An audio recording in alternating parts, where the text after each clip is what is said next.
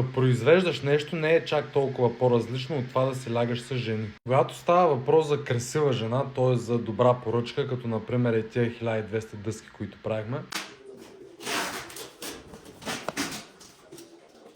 е добре фокуса да бъде поне временно изцяло върху тази жена и да се абстрахираш от различни занимания и дейности. Защото иначе нещата няма да станат. Тоест за известно време целият производствен процес трябва да работи над конкретната задача. Какво представлява производствения процес? В моя случай взимаш плоскости, които са около 3 метра на 1,20 м и когато пристигнат трябва да имаш нужното МПС, за да ги разтовариш. В случая мотокар, ако е красива жена, обикновено BMW или Audi вършат работа, но най-добре си е Mercedes. Следва грубата работа. Тия големи листи трябва да се отрежат на малки парчета, карваш плоскостта в една голяма режеща машина, задаваш параметри и тя се върши работа. Тоест, водиш я на ресторант. Имаш вариант да готвиш в къщи или в случая да режеш плоскостите на ръка, обаче нито ще влезеш в срока, има и вероятност жената да не се съгласи. Следват финните детайли, които всъщност са по-важни от грубата работа. Например, да я погалиш по крака под масата или да направиш ерове на дъската, за да може да е гладка, а не да стои рабата. Да не ти се е досвидяло да си купиш хубав парфюм или олио, с което да мажеш дъските, за да изглеждат така,